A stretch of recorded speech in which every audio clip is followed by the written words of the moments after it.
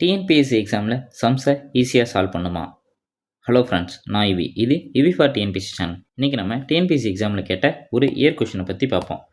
450 ஆப்பிள்களில் 30% ஆப்பிள்கள் அழுகிவிட்டன எனில் நல்ல ஆப்பிள்களின் எண்ணிக்கையை காண்க அப்படிங்கிறது தான் கொஷின். ஓகேங்களா?